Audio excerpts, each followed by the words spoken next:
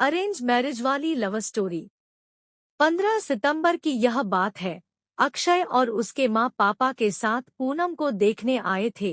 पूनम एक काफी सुंदर लड़की थी। अक्षय को वह पहली नजर में ही बहुत पसंद आई। उसने पूनम को रिश्ते के लिए हाँ कहा और पूनम से भी पूछा तुम्हारा क्या निर्णय है, क्योंकि तुम्हारा निर्णय ज्यादा महत्वपूर्ण है। पूनम ने भी तुरंत हाँ कह दिया और बाद में दोनों की शादी की तारीख पक्की की गई। बहुत धूम धड़ाके के साथ दोनों की शादी कर दी गई। उनकी शादी अक्षय के घर पर हुई।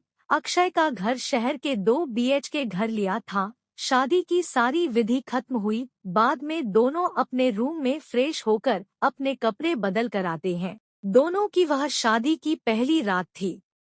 अक्षय धीरे से पूनम को आवाज देते हुए बोलता है, आज से हमारी नई जिंदगी की शुरुआत है।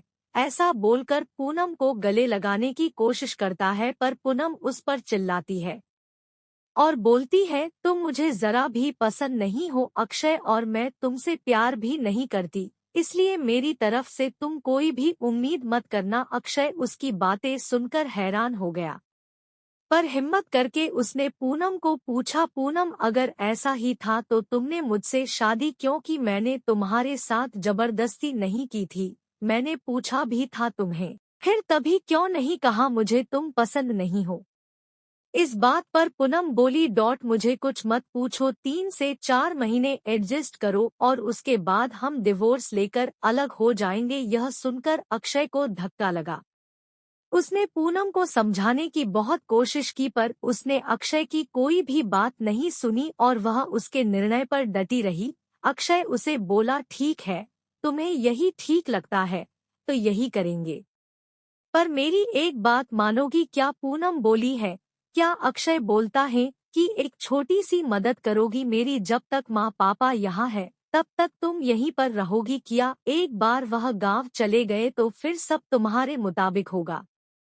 पूनम भी तैयार हो गई इस बात पर और दोनों सो गए। हर रोज का दिखावा उनका चालू था। माँ पापा के सामने पति पत्नी की तरह रहना उनको समझ में नहीं आए, इसलिए उनके सामने नाटक करना।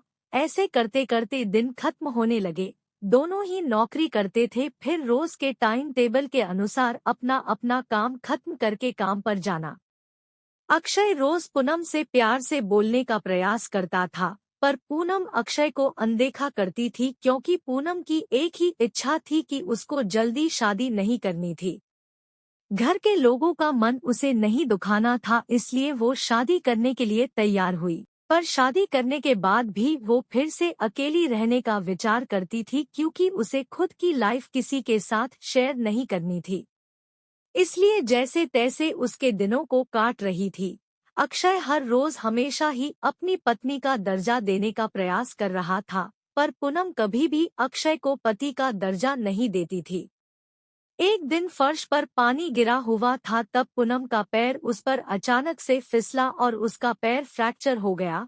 अक्षय तुरंत उसे डॉक्टर के पास लेकर गया। उसका इलाज होता है। डॉक्टर कहता है पैर पर जरा सा भी जोर नहीं देना है। उसकी काफी देखभाल करने के लिए बोलते हैं। फिर क्या, अक्षय उसका बहुत ख्याल रखने लगा। हर रोज उसके पैर की मालिश करता था। उसका पैर फ्रैक्चर होने के कारण उसे ठीक से खड़ा भी नहीं हुआ जा रहा था।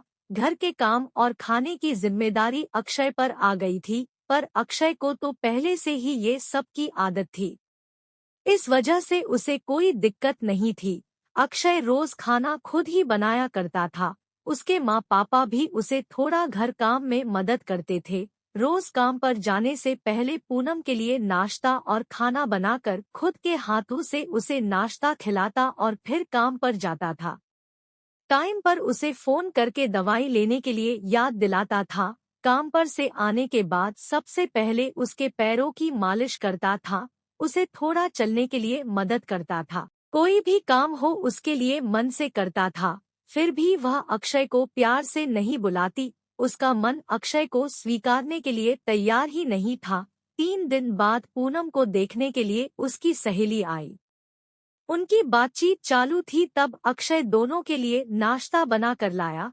फिर वो पूनम से बोला, मैं जरा मार्केट से हो आता हूँ, थोड़ा सामान लाना है, तुम दोनों को कुछ चाहिए तो बता दो, मैं तुम्हारे लिए लाऊंगा। पूनम बोलती है, नहीं अभी कुछ नहीं चाहिए, तुम जाकर जल्दी आओ। पूनम की सहेली को अक्षय को ऐसे नाश्ता लाते देखकर धक्का लगा। उसने पूनम को पूछा, पूनम घर के काम सब तुम्हारा पति ही करता है क्या? हाँ वही देखते हैं। मेरा पैर फ्रैक्चर होने के बाद से पूनम की सहेली पूनम को बोलती है कि तुम बहुत खुशनसीब हो जो तुम्हें इतना प्यार करने वाला पति मिला। पूनम के चेहरे पर मात्र परेशानी की चिंता था। तभी पूनम बोली, इसमें इतना खुशनसीब होने जैसा क्या है? उसकी सहेली बोली, अरे मेरा पति मुझे पूछता तक नहीं है कि कैसी हो तुम, खाना खाया कि नहीं, और मेरे पति ने आज तक कभी मुझको चाय तक नहीं पिलाई। तुम तो कितने नसीब वाली हो। मुझे भी लगता था कभी कभी मेरे पति भी मेरा ख्याल रखे, ज्यादा कुछ नहीं पर प्यार भरे दो शब्द ही बोले तो बहुत होता मेरे लिए। बहुत इच्छा होती है यार, पर इसके बजाय मुझे हमेशा निराशा ही मिली। बहुत मन दुखता है मेरा यार। यह सब सुनकर पूनम विचार में डूब गई। उसके मन में अक्षय के प्रति प्यार जगने लगा। अक्षय का प्यार उसकी आंखों के सामने आने लगा। वह उस पर जान छिड़कता है, यह उसे समझने लगा। अभी धीरे धीरे पूनम को भी अक्षय से प्यार होने लगा था।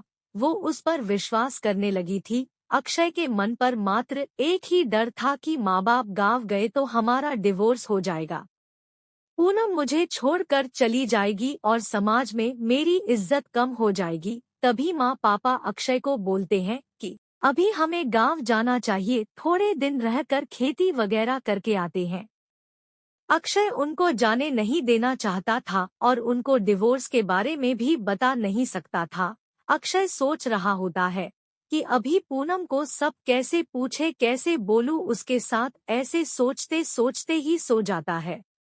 सुबह उठता है तो देखता है कि पूनम बहुत जल्दबाजी में थी। वह जॉब पर जाने के लिए निकलती है।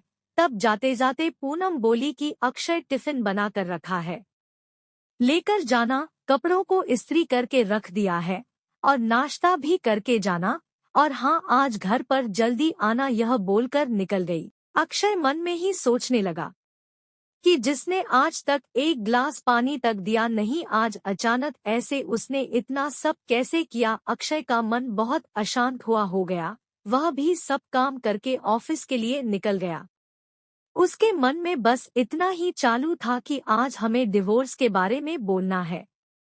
शाम का वक्त होता है। पूनम के बताने के अनुसार अक्षय जल्दी घर आता है।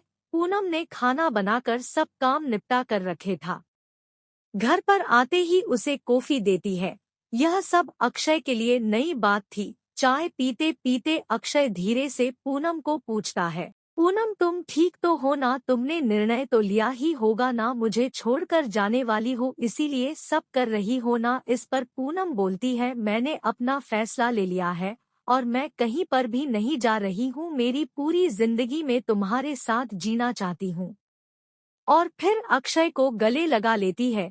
वो बोलती है, मैं तुम्हें छोड़कर कहीं नहीं जाऊंगी, मैं तुमसे बहुत प्यार करने लगी हूँ और अभी यह हमारा रिश्ता कोई भी नहीं तोड़ सकता। जिंदगी में बहुत बड़ी भूल हो गई होती मुझसे, अगर मैं तुम्हें खो देती तो। अरेंज मैरिज करके भी तुम्हारे जैसा इतना प्यार करने वाला पति मुझे मिला, यही मेरी खुशनसीबी है। अक्षय।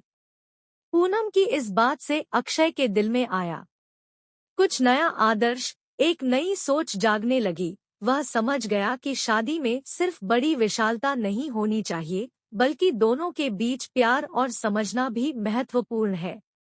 पूनम की आत्मा में उसके लिए प्यार और समर्थन था और अक्षय ने यह समझ लिया कि वह भी उसे इसी तरह से चाहता है। दिन ब दिन उनके बीच की दूरी घटती गई। अक्षय ने खुद को पूनम के साथ सही समय बिताने के लिए लगातार मेहनत करते हुए देखा।